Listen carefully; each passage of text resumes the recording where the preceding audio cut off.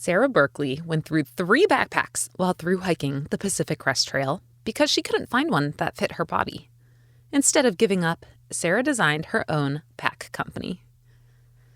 You're about to hear about Sarah's journey to ultralight, solo hiking and backpacking safety tips, and how to find a pack that actually fits your own body. This is See Her Outside, Stories from Women Who Adventure. I'm your host, Angie Lake. Sarah Berkeley, trail name Mellow, has hiked the Vermont Long Trail, Pacific Crest Trail, Colorado Trail, and half of the Continental Divide Trail. Sarah founded Symbiosis Gear, where she uses her background in art, design, and outdoor adventure to create backpacking gear that works for women's bodies. During this conversation, it hit me that for most of my life, I thought my body was the problem, not that gear wasn't designed with me in mind. I have so much appreciation for founders like Sarah who find the root of a problem and then build something new to fix it. So, my invitation to you as you listen to this conversation is to give your wild business ideas some serious thought. If you have an idea for an outdoor product or a service that doesn't exist yet, I want you to consider actually starting that business. What would it take to think about it? We need more women founders in the outdoor industry, and Sarah's story is a great case study in how passion and personal experience and small business can overlap. Here's our conversation. Sarah, you grew up making your own clothes and you built a log house and you have 2 art degrees. When did you realize that you had a talent for making things and building things? It's a funny question. Yeah, I remember being in 3rd grade and in art class and knowing what I made was really good and downplaying it because I didn't want to stand out. So I think that was probably one of the first times I was aware I had some talent, or maybe I just had more training because we made things at home. Why were you afraid of standing out at a young age? Because to be honest, I had the opposite. I loved showing off when I was in elementary school. Yeah, I think I just wanted to fit in. You know, we had moved to Michigan from Massachusetts, and my parents, they have different backgrounds. My dad's family are working class immigrants, and my mom's family is more educated and kind of upper middle class. And so I never felt like I really fit in. And I wanted to fit in. And I was, also the new kid at school and doing some code switching between home and school. So I just wanted to belong. This is interesting because now you're an entrepreneur and you have a business, and everything that they teach you about, and whether it's actual business school or just scrolling for business advice on the internet, everything's about standing out. Like it's the opposite of fit in. When it comes to business, how are you reconciling that? Yeah, it's funny because I feel like I have tried to fit in for my whole life, but I also have this other side that really wants to shine. So, I go back and forth. Sometimes have like what I'd call a vulnerability hangover when I like really put myself out there. I do a new reel, I do a new launch, whatever. And then I'm like, ooh, that was a lot. Yeah. Before we get into your ultralight journey and your own hiking and backpacking history, can you give us the elevator pitch for Symbiosis Gear? Yeah, we make backpacking gear for people with boobs. That's the very short elevator pitch. I started the company in 2022. I filed the paperwork. It took 2 years to get our first product to market. And I was inspired to start the company because I couldn't find a backpack that really worked well for me on my thru hikes. So the Pacific Crest Trail was my second thru hike, and I went through 3 backpacks on that trip. And I got really frustrated, especially in the ultralight space. There were no women specific packs. And I emailed one company that makes ultralight frameless packs, and I asked if they would consider making their sternum strap adjustable up and down to fit different body shapes and sizes, namely where the boobs are. And they didn't even write back to me. Mm-hmm. So I was like just really fed up seeing all these guys with these cute little backpacks and going super ultralight. And it just felt like I couldn't even be part of that. And that I wasn't welcome because there was no gear made for me. That seems like such an easy fix too. Like what a simple, you gave them the answer. Like just simply make this one strap adjustable. Why do you think brands don't pay attention to that or maybe they read it and just ignored it? Like why does this not matter? Yeah, it is really interesting. I think in the case of that company, they were doing the model where they would do a run, they would pre-sell it, and then it would, or they would announce it and it would just sell out. So they were doing what they wanted to do in terms of growth and finances, and they had enough demand for their products. So they really didn't need to innovate. With other companies that are bigger and more mainstream and have more resources, I honestly think it's kind of laziness because it does take a lot of work to design for women's bodies. And there just aren't a lot of women at the table in those companies, designing or in leadership positions and so on. And there's sort of this misconception that women don't go outside or don't have money to spend on gear or they wouldn't be interested. And really, the stats show that is absolutely not true. We're 50% of the market and we have a lot of money to spend. So yeah, I mean, I think it's really bad business that these bigger companies are not doing a better job making women specific gear. Well, can you tell us about how you started getting into backpacking, eventually through hiking, and maybe what were some of the barriers that you saw from the get-go? Sure. Yeah. So when I was a kid, we moved to Colorado when I was 12, and we did hiking every Saturday in Rocky Mountain National Park. It was required hiking, and I hated it. We went with Colorado Mountain Club and learned a lot, because there was a guide who would tell you all about the plants and the trees and the history of the place. And in hindsight, it was a fabulous educational experience. I think I was growing really fast at the time and everything was just uncomfortable about my body. Also hiking with my dad, it was at his pace in his way and you just had to keep up. So, so my beginning of hiking and backpacking was there. We had done some car camping in Michigan before we moved to Colorado and had car camped in Colorado as well and done some day hikes there too. So I had only done one real backpacking trip in Colorado when I was maybe, 12, 13, something like that. And we had all this old gear from my grandpa. So a canvas tent with a big pole in the middle that's like shaped like a pyramid. We had an external frame pack from the 70s that was nylon and, cutting edge for the 70s, but not for the 90s. And another pack, which I still have, which was a canvas backpack. And the gear was really uncomfortable. It was hot and it was heavy. And, we had my grandpa's old military shovel for digging bathroom holes. That thing weighs, I think, at least 5 pounds and, it's a foot long. So everything was really heavy. And after that, I lived in cities for a long time because I was a professional artist and that's where you go when you're an artist. And then I had a teaching job in Nebraska. I was a professor of art and I started to spend more time outside and doing more kind of state park type camping or road trips with camping and things like that. But I had a tent that was like 8 pounds, I think, and I didn't know anything about ultralight gear. And my back went out when I was in grad school, so I was still a little bit tentative about carrying too much weight on my back. And my brother lived in Vermont, so I went out to Vermont a bunch of times to visit, and I found myself doing day hikes on my own and just getting a little bit more courageous every time I went out, going a little bit further. And then I saw these white blazes on the trees in Vermont, and I was like, what is that? And then I learned about the Vermont Long Trail, which goes from the border of Massachusetts to the border of Canada through Vermont. And I was like, wow, could I really do that? It just seems so long, and I was really curious.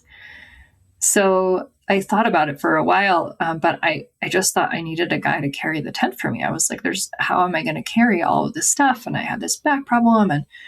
And so I just waited a couple of years before I did that. And ironically, it was a guy who taught me about ultralight gear, and I bought myself a big Agnes tent that was pretty light, not like the most light tent that's on the market, but I didn't know about these cottage brands yet. And I still had a really heavy backpack that weighed like 6 pounds. I had my sleeping bag from the 90s, which weighed almost 6 pounds as well. And I took my dog on that trip too. So there was a lot of heavy gear, and my dog got some chafing the first day. So then I was carrying her gear and my gear. But yeah, learning about ultralight gear really opened things up for me, because then I realized like, oh, actually, I don't need a 60-pound backpack. Maybe we could do 30 pounds or 35 pounds. I think my pack might have been at that time. But how, like, were you already thinking about ways to improve the gear while you were using it? Because when you think about what you just told us about the sternum strap being adjustable, that seems genius to me. I don't think I would have come up with that on my own. Like, were you thinking about ways to improve this heavy gear as you were using it, or was it just not even in your brain yet? Yeah, I wasn't thinking about gear design per se, but I was thinking about like, how can I make this load lighter? Because it was really uncomfortable, and like my ankle was hurting after the first day. I will say with the pack, when I bought it at a big box retailer a couple of years before, it was for an international trip. And the guy handed it to me, and I was like, this feels really heavy. I didn't say that to him, because he was like, this is the pack you need. And it was, of course, the one women's specific pack that was there. So I bought it. And even from the day I bought it, I didn't like that backpack, but I didn't have any other options that I was aware of. So that part, I sort of intuitively felt like, this backpack doesn't need to be as heavy as it is. But like I said, I didn't know anything about ultralight gear at that point. So how did you start tell us like your journey to ultralight? Like what was what pushed you over the edge and made you devote, kind of your whole life at this point to it? Yeah. Well, like a lot of hikers, I learned a lot on trail. I think most people think, oh, ultralight is for these skinny white guys in their 30s who are like ultra cool. And the first person I met who was ultralight was this retired lady. And she told me about how she had her backpack like custom altered to fit her body, and showed me her gear. And I was like kind of impressed. And then I met a couple of other ultralight hikers. I met one woman who had like this whole kit of like top of the line ultralight everything brand new. And I asked her a ton of questions about what she was carrying and this and that. And then I met a few of those ultra cool ultralight dudes who were moving really fast. And,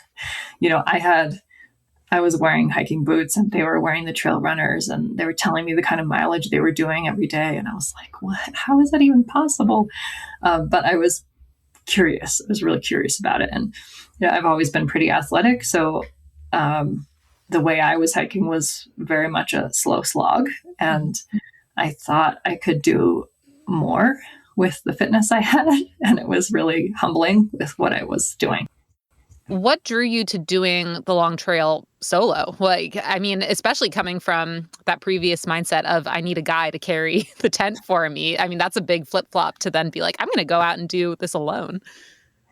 Yeah, well, the dude didn't show up. So I was like, I want to do this thing. I'm going to do it.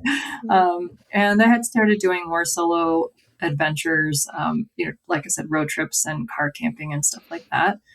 And just realizing how important the outdoors was to me. So yeah, I decided to take the leap and do it.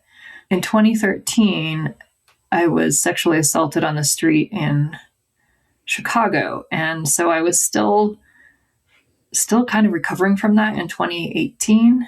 I had done EMDR therapy and a lot of other personal development work, but I still kind of was always looking over my shoulder a little bit. And I remember at one point on the trail, this guy walked up behind me, and I just felt like this prickly sense and like, oh my gosh, and just really nervous. We ended up becoming friends and walking together for maybe 100 miles or something. So it turned out fine. But I think, that I ask myself, like, after having that experience of a sexual assault walking down the street, like, what possessed me to go out in the woods by myself, and I think, I think it was part of the recovery, both of my back injury and of the sexual assault, to be like, yes, I can go out here. I can do this on my own. I can be safe, and I can carry all this gear and have everything I need to have this experience on my own. It was kind of like a full circle moment, to be able to do that. So, I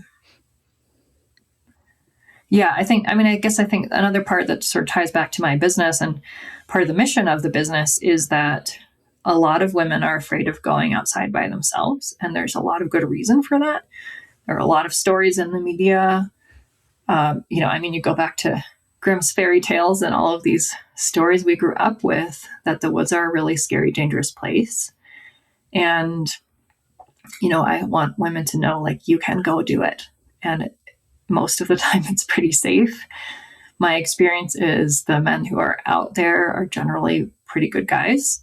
I think it's far riskier to be on your own in a dark street in the city than it is to go backpacking. I don't have stats on that, but that's based on my personal observations. I think, in terms of the media skew, we hear all these stories of, like, a woman went for a run on her own and she got raped. And it's like, well, how many millions of women went for runs on their own and didn't get raped? Those stories are not in the news. I mean, you guys are telling those stories here. I think that's something to keep in mind too, of like, are these stories being told to control women and to keep us confined to the home and to be afraid to go out on our own and do brave, courageous, badass things?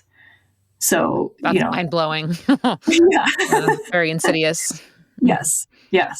I want to share my story of, yes, I have had terrible things happen, but I'm still going out there anyway, not because I'm naive or not taking precautions, but because realistically, most of the time, you're not at risk out there. Most of the time, it is safe to go out on your own. Most of the time, nothing bad happens. And a lot of the time, great things happen, and you meet wonderful humans on the trail who are friendly and supportive and funny goofballs. Mm-hmm. I'm so sorry that you had that experience in 2013. And I'm thankful that you're sharing it today, because I think a lot of us have had similar city experiences, and a lot of us find solace or are drawn to the outdoors for more of that sense of like peace and control and sense of self. I guess, what were the steps that you took through that healing process? I mean, I know you mentioned EMDR therapy, but specifically to feel safe as a solo female hiker and backpacker, like, what did you have to learn about or practice to feel like you were safe solo on the trail? Mm-hmm. Well, I started slow, driving to a trailhead and doing a day hike. And as soon as I didn't feel comfortable, turning around. And the next time, maybe even going to the same place and just hiking a little bit further and asking myself, like, what fear is real, like based on the reality of the situation, and what fear is coming from past experience. A tool to use in any kind of safety questions outside is like, what is the reality of the situation and what is based on my interpretation of the situation. So that's one. I generally don't camp near a trailhead. I try to find some other safe people to be around. Having check-in points with your hiking partners is helpful. On the PCT or the long trail, I did not have a GPS tracker, but I do have one now. And I think that's it's not going to prevent something from happening, but it can help if something has happened. Those are a couple of things I use to help myself feel safe. Mm-hmm. My friend recently gifted me a keychain that's a personal alarm. So I would pull a button basically, and it would just make a really, really loud noise. And I like to think it could scare off animals or humans, depending on what's going on. And to me, that feels like maybe a preventative piece of gear for when shit hits the fan, like still in that prevention zone. Do you have any other pieces of gear that you would recommend solo hikers carry? Well, bear spray can work against a human or a bear. Mm-hmm. Whistles can be really good. They're also really great if you get lost. I've also taken a number of self-defense classes, so that's helped my confidence and my skills around self-defense. So I think that's always helpful to have some of that knowledge and to practice it.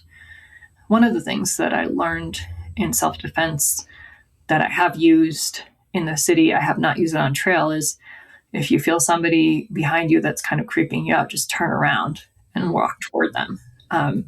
It works in a couple of ways because, one, it throws them off their game if they were going to do something. And two, it puts you back in a position of power because you can see them and you can confront them. And so then you have that agency rather than them coming up behind you. Have you ever had a wild thought about working in the outdoor industry, but you're not sure how to get there? Maybe you've been guiding or working seasonally and wondering what the next move looks like. Maybe you've got a business idea you've been sitting on. Maybe you just want more impact, leadership, or intention behind the work that you're doing outside. Many of the women that we talk to didn't grow up thinking that a career in the outdoor industry was available to them. They came to it through a guiding job, a passion project, or a pivot that they just didn't plan.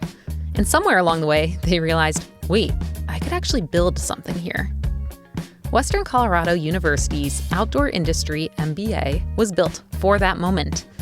It's online and cohort-based, meaning you go through this program with the same group of people and a supportive faculty the whole journey. It focuses on sustainability and business skills specifically for the outdoor world. You pick a track, product, or service based on where you want your career to go.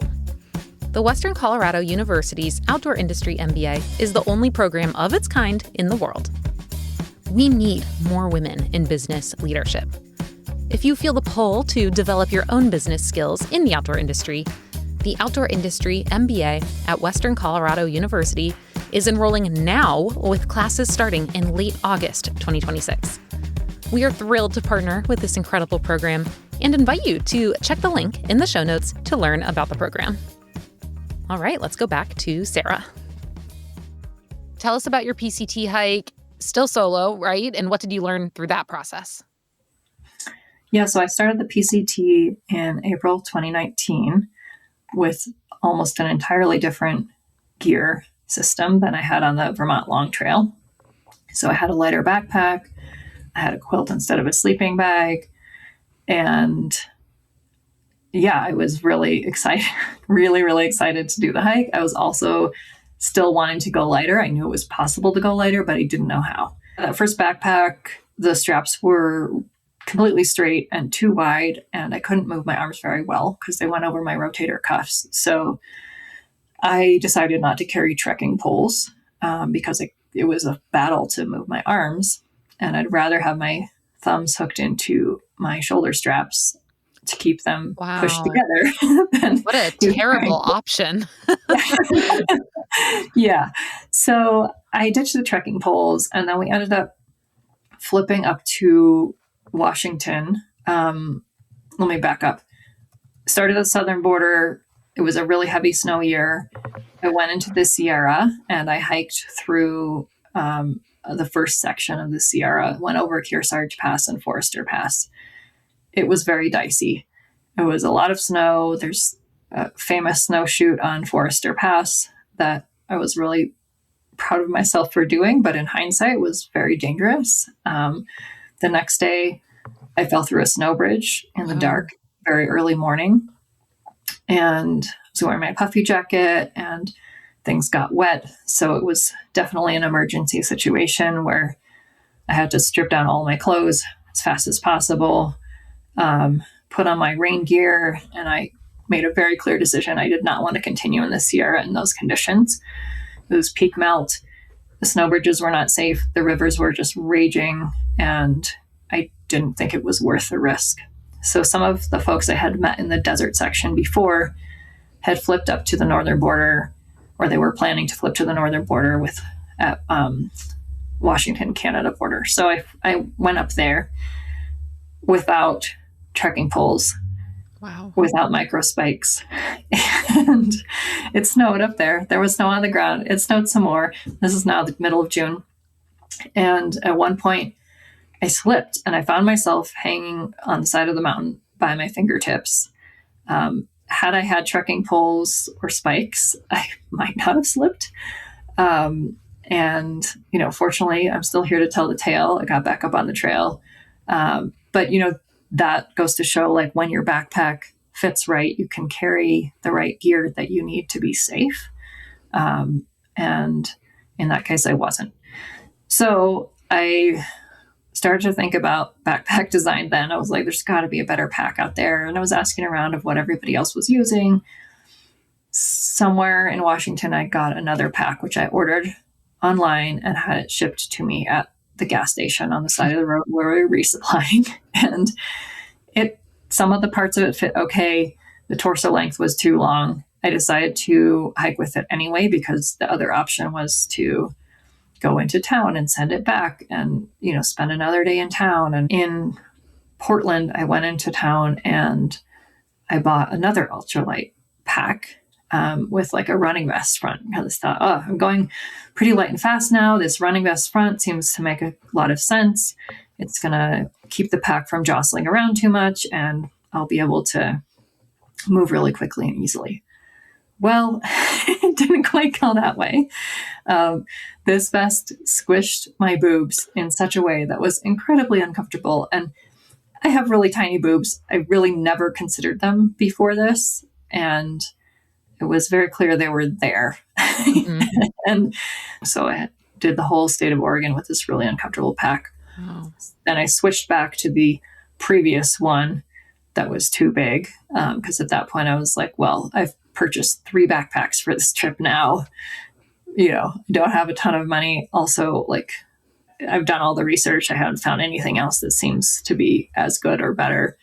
So then, I really started brainstorming on trail. Like, I was like, women have been carrying heavy loads over long distances for a very long time, whether it's, carrying, a baby in pregnancy, carrying a baby on the front or the back, or a small child, or both, a kid on the front, kid on the back, women foraging, collecting sticks to burn for fuel, carrying water over long distances in traditional cultures. Like, I was like, this is not a new problem. There has to be a solution to it. And we're built for that type of work and play. Yeah. So like, why would they not cater to that? Yes. So I started researching with like just looking at photos of women in traditional cultures and how they carried all of these things. And, on trail, you have a lot of time to think and brainstorm and ruminate. So that was basically what my brain did for the rest of the PCT. I had hoped someone else would start this company, to be honest. So I had waited a couple of years, and then I saw this incubator program or business accelerator for outdoor businesses. And I was like, you know what? I'm just going to apply for this. We're just going to go for it. Why did you choose the name Symbiosis? I chose the name Symbiosis Gear because I wanted to create a business that was based on mutualism. So that it would be like a tree, takes a lot of resources, but it also gives a lot. So it creates housing for a lot of animals, provides oxygen for all the mammals on the planet, provides shade, has this incredible system underground where it's interconnected with other organisms and plants and bugs and all kinds of stuff. So I wanted that as a model for the business. Like, yes, we're going to use a lot of resources, but can we give back in a way that balances out the resources we're using? Yeah. I totally believe that nature holds all the secrets to a healthy business, but it's also really like counter what capitalism teaches us and what a lot of business schools might teach us. What have you learned in the past few years that you wish you knew in the get-go that would have made building Symbiosis Gear easier? It's really expensive to build a product-based business. Yeah. If I had known the numbers, honestly, I would not have done it. Wow. I would have just made myself a backpack and called it good. Yeah. I mean, I feel like there's a lot of analogies between building and running a business and our outdoor adventures, If I had known what the experience of crossing that snowshoe on Forester Pass was going to be, I wouldn't have done it, and sometimes you get out there and you're like, well, there's one option. it's go forward. And there's that. And also like, stay cool. Like you can't freak out in that situation. You can freak out afterward, but you have to stay in the moment and be present and look at what's actually happening. And I think that's a great skill to have in business as well, when things are going up and down and there are unknowns and there's really no right answer to running a business. There's just choices and consequences. Yeah. Yeah. I mean, it's like any trail. It's never permanent. The trail could change. A tree could fall. There could be bad weather. And I really do see the parallel with running your own business too. Like, you just cannot predict the future. And I mean, I'm sure you've been impacted by tariffs and like countless things in the past few years that have made it really hard for these small businesses who are doing great work to thrive. Do you see any, like, is there light in the future right now, or is it still kind of dismal? I feel like there's definitely momentum with this business, and we're just starting, 2 years in. There's a lot of folks who don't know about us yet. So that's kind of exciting to just get the word out. And a lot of people are really excited about what we're doing. I think something I've done differently than a lot of other small brands is I didn't start by sewing my own backpacks. And I did that intentionally because of my past two businesses, where I did base it around art or craft that I love doing. So I learned in my web design business the ways that if I wanted to scale, my options were productize the offering. So in other words, there's like templates and, make it a product people can buy, or you outsource and you make an agency. So you let go of doing the craft that you enjoy doing, or you do high-end bespoke work. And I experimented with all three of those a little bit. And I knew with Symbiosis Gear, the mission is to have women-specific backpacking gear in every outdoor store in the world. So I knew that if I was at home spending every day sewing, that goal was going to be achieved a lot slower. Before I started the business, I sent out a survey that asked people about their engaged interest in a women-specific backpacking gear company. I got over 200 responses in a week, and this was with no mailing list, no website, just word of mouth. And 94% of the people said it's about damn time for a women-specific backpacking gear company. Mm-hmm. So I felt really validated that people did want this company. And I've gotten a little bit gutsier with my negotiation skills. When a factory says the minimal order quantity is 500, maybe you just say, how about 200? Sure. What's the worst that can happen? Walk away and you look for somebody else. But I couldn't find a factory that would do less than 500 when I first started. Could I have negotiated harder? Maybe. I don't know. It was a different time than it is now, with tariffs. At that time were 17% on the product that I'm bringing in, which I think a lot of people don't realize, that these new tariffs that have happened were on top of what we were already paying. We were not importing things for free. We were absorbing those costs already. So I looked, when I first started out, here in Leadville, there's a company called Melanzana that makes hoodies, and they have this factory right there. And I was like, oh, could I be like Melanzana? And very quickly, the answer was no. Like, that is a beautiful business, but that is not the vision or the mission of this business.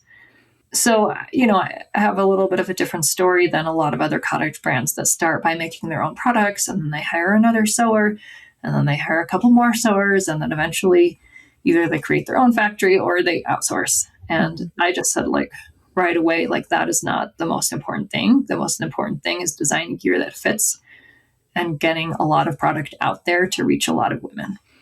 Well, tell us about how your packs fit differently, and also what are things that women with boobs should be looking for when they're out buying a pack?